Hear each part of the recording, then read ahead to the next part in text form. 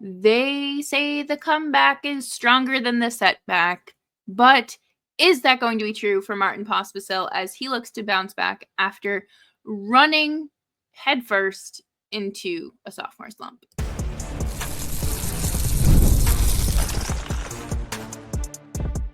You're Locked On Flames, your daily podcast on the Calgary Flames. Part of the Locked On Podcast Network, your team every day. Hello, everybody, and welcome to today's episode of Locked On Flames. As always, I am your host, Jessica Belmosto, and thank you so much for joining me. This episode is brought to you by Game Time. Download the Game Time app, create an account, and use code LOCKEDONNHL for $20 off of your first purchase. Today, we're going to be talking about what Martin Pospisil's upcoming season means to him, what it looks like on paper, as well as, his challenge of crawling out of this slump and meeting success head on. I mean, it all depends on how you look at it. And we're going to dive into his style of play and, the consistency, who his line mates have been, and more on today's episode of Locked On Flames. Make sure you're subscribed wherever you get your podcasts, as well as YouTube. We are going to dive right into this because I said around this time last off season that the sophomores, like Martin Pospisil, was going to face more regression than Connor Zary. And I don't enjoy being right about that. I don't like being right about any sort of setbacks for players, but we watched that. He had 25 points in 81 games his sophomore season after having 24 points in 63 games. The discrepancy there leaves me scratching my head. And I understand that Pospisil is not going to come out there and be a 50-point player.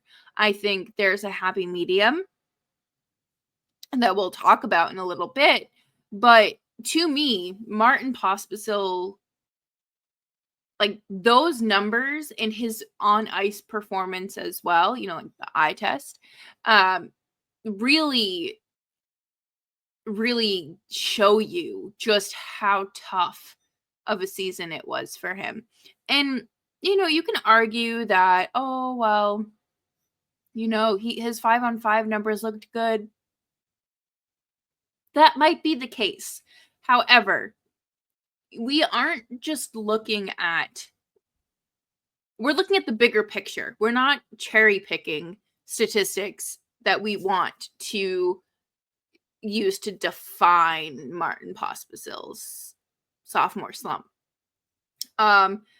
I think that he has the full potential to be a better player. But I worry about where that is, because his rookie year, he played with Kadri and Zary, two fantastic players. And I think this season, as he kind of bounced throughout the lineup, it was a question of, was he carried by Zary and Kadri? That, to me, is a very fair question to ask.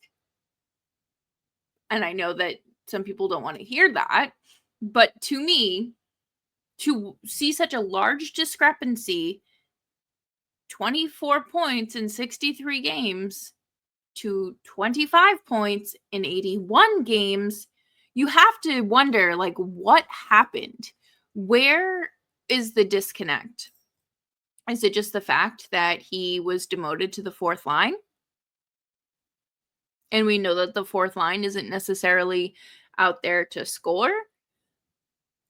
I fully believe he is someone that I think, like most athletes, they, like, nothing fuels them more than wanting to prove someone wrong. And I think that is something we're going to see from Pospisil this season. And it is up to him if he can prove that he is a better player. Or are we settling into this idea that he is more or less of what the Flames already have a surplus of? Middle six forwards are a dime a dozen in the Flames organization. How can Pospisil set himself apart? And I think there is an edge to his game that has been seen already in his 2 seasons in the NHL. And I'm not opposed to him taking on that kind of feisty, smart mouth role. I think being an agitator for him is a good thing. But you have to remember, and we're going to talk about this throughout the show, but to me, being like, you have to balance being an agitator because, sure, run your mouth, talk your smack, maybe throw not necessarily a cheap shot, but get down in the corners, and you'd make a difference there. But you also make a bad difference when you take an ill-timed penalty in the third period when you're up a goal against one of the teams in the leagues with the best power play. And are you thinking of the game against the Vegas Golden Knights? Because I sure am. And that's the game that sticks out in my mind as a struggle for Pospisil. And I think that was a turning point. And I think that he has to learn from those moments. And it's not just, making a mistake in one game and doing well in the next two and then reverting back to that quote unquote bad behavior. He needs to get it out of his system. I think 2 years in the NHL is enough to do that. Of course, I don't expect him to win a Lady Byng, but I do expect him to be a little bit smarter with his penalty taking. And coming up next, we're going to talk about what a bounce back looks like for him, because everyone has different expectations and has different roles on the team. And it would be unrealistic for me to say, well, I expect him to score 20 goals and carry the Flames power play, when realistically, that's not his role on the team. Coming up next on Locked On Flames.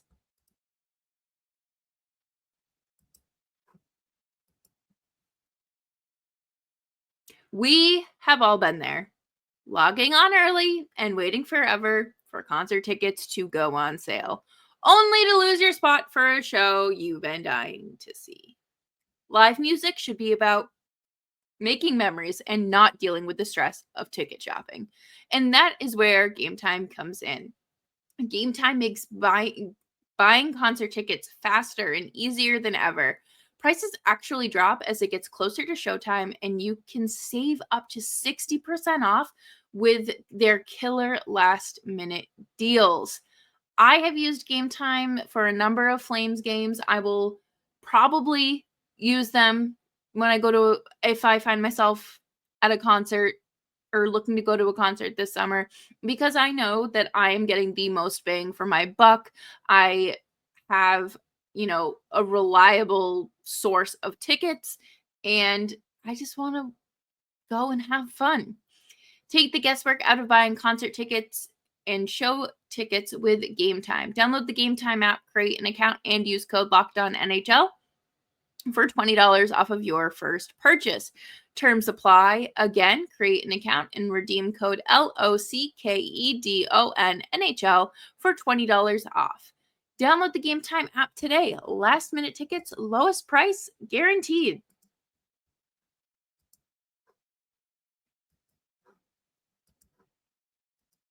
Thank you, everyone, for hanging out with me today on Locked On Flames. I hope you're having a great summer, and I appreciate you making the show part of your off season when there's not much happening in the world, but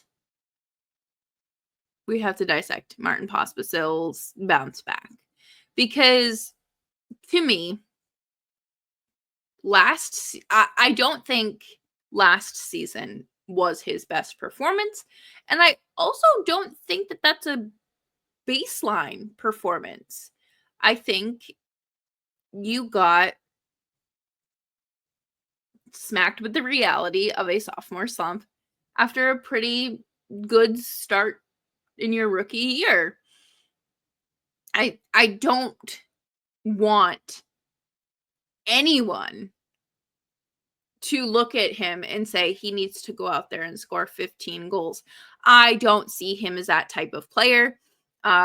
Jay Fresh's hockey card described him as a crummy finisher. And yeah, that feels painfully accurate. I don't think that Martin Pospisil is a player that has that shoot first mentality. And that is something that you can break out of someone. Like the same way you can break your dog or cat or your pet, whatever, from digging in the trash. Bad habits can be broken. And it takes a lot of hard work and consistency. And I think that Pospisil can do that. I think that his speed, his physicality, and his passing skills really pack a punch and can make a difference on this team when they are utilized properly. You are never going to find Martin Pospisil at the top of your leading scorers or anything like that, because he's not out there to do that. And one thing that he has to work on, that Conroy and Huska have talked about, is him being, more shoot first, like with that mentality. And I think that's true. I think there are a lot of players on the Flames that kind of fall into that, oh, I'm going to pass to a teammate mentality. And it ends up getting the Flames in a situation where the play dies on someone's stick.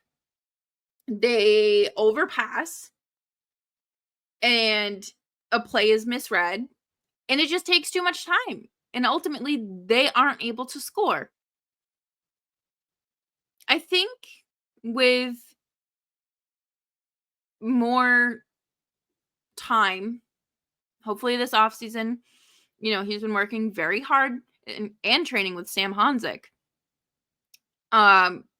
He will be able to, we'll see that shift in mentality, even if some of the best players in the world overpass. I think of David Pastrnak.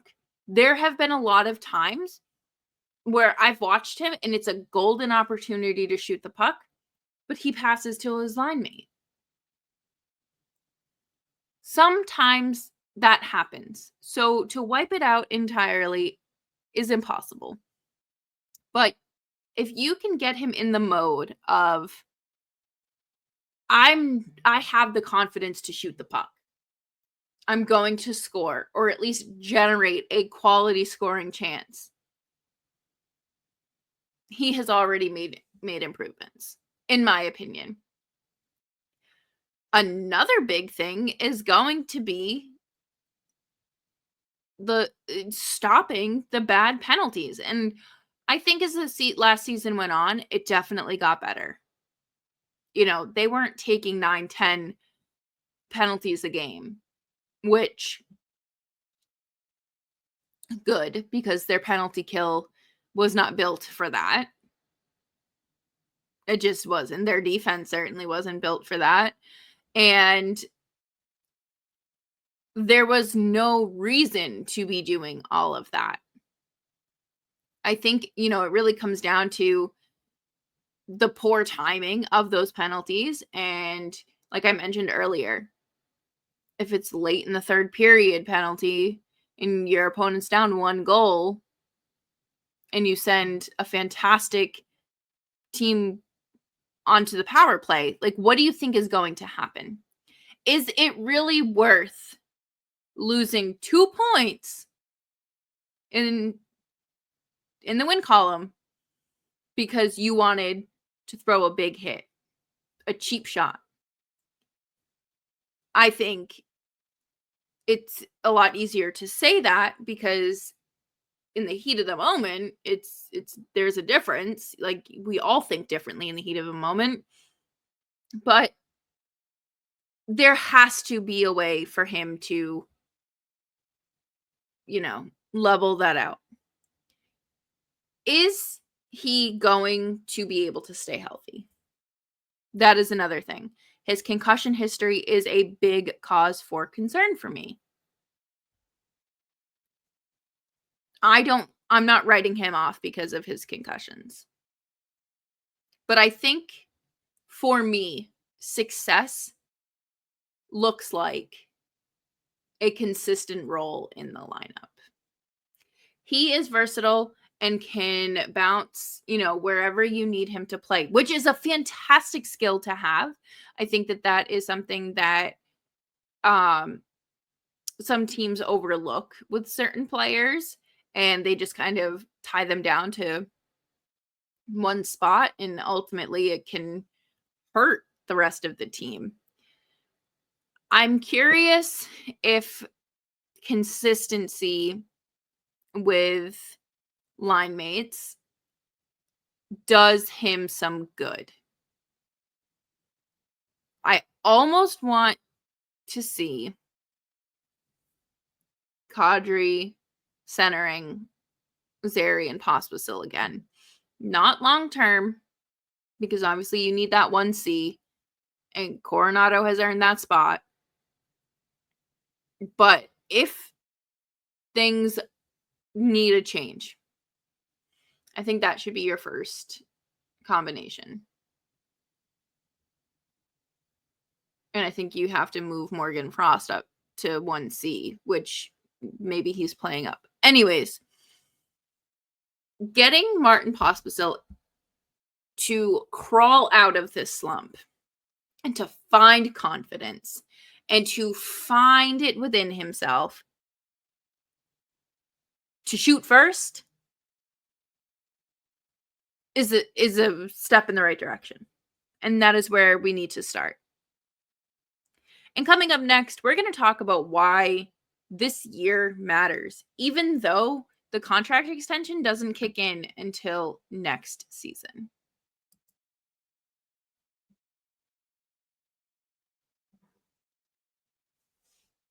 Thank you, everyone, for hanging out with me today on Locked On Flames. Make sure you are following me on Twitter at JustBelmosto. Try to post some interesting polls there occasionally throughout the off season to gauge people's interests in certain episodes. I would love to hear your thoughts. And it's been a while since we've gotten any Apple iTunes reviews. So if you have a few minutes and you want to just throw a 5-star review or with a nice little blurb or two, I'd appreciate that. It goes a long way. When I saw the contract extension news yesterday, my first thought was 3 years with like a bunch of question marks above my head. Not because I think it's too long, but I thought that Pospisil was going to be done in Calgary. I thought that the Flames would look to trade him, to be entirely honest, because he is one of those guys in the lineup that carries those intangibles that teams need. You need an agitator. You need that mosquito flying around your head and getting everyone riled up. That's how you get people to take penalties. But after that, I thought about Igor Sharangovich's contract extension. He had one good year with the Flames, and Craig Conroy threw $5 million at him for the next 5 years. His contract does not even kick in until this year. So last season, he was still playing on his previous contract that the Flames had acquired from New Jersey. And it was a bad year. He was not finding the back of the net. He struggled with injuries. He played through it, and he just could never get over the hump. And by the time he started to heat up, the season ended. So I think with that, your confidence tanks too. And honestly, the fan reception did not go over well for Sharangovich. And if you want people to buy into your product, you got to show me something worthwhile. And I hope for the confidence of Martin Pospisil, he finds it within himself to take this offseason and the skills that he has acquired and push himself to the next level. I want to see him pull himself up by the bootstraps and be a better line mate. Shoot the puck. Don't overpass. Don't feel like you need to pass the puck. This isn't a game of hot potato. It's hockey. Shoot the puck. You don't need to let the play die on your stick or as soon as it's passed to someone else. Find the back of the net. He has talked the talk about wanting to be in the playoffs and how that's the next goal and all of that. It matters to walk the walk after talking the talk. You don't want people already regretting your extension before it has already kicked in. We know that Calgary is small. The media is limited. And I know for a fact that Martin Pospisil's family reads articles or comments on articles and any news story about him. Not any news story about him, but there have been times where, players aren't dumb and their families sure aren't dumb. They know the feedback and criticism is out there and they might stumble upon it. But how do you avoid your great aunt's goldfish and their gerbil from crashing out in Facebook comments because someone said you should be playing better? Well, you show that you can contribute. Yes, he is not the best goal scorer on the team. That's fine. But his intangibles, like that speed, like the physicality, matter, and they can impact the team even if he's not on the score sheet. So I think you can't just go off of goals, assists, points. You have to take into consideration. I think the last 2 seasons, he has had the biggest or fastest bursts of speed when skating. I think I saw something, I think it was like 22 miles an hour. This was from the NHL Edge stats, which I find very interesting. He has a set of tools that he just needs to sharpen and figure out which ones best fit his toolbox for the Flames and fall back on them. I don't care if he doesn't go out there and score 45 points. To me, that doesn't matter. Would I like that? Yeah, of course. But we know there are other ways that he can contribute to this team. And even based off of his first 2 seasons in the NHL, we know that there's still plenty left to be desired, and I don't think that he has hit his full potential yet. Everyone's journey and transition to the NHL is different. He was considering on retiring at 21 years old before he even made his NHL debut because of his concussions.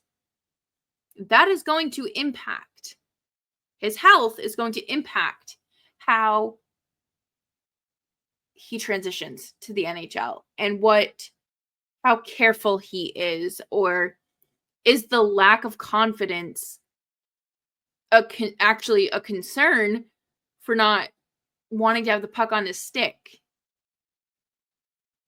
so they don't hit him and he risks getting hurt. I don't know. That's just something that I'm thinking of.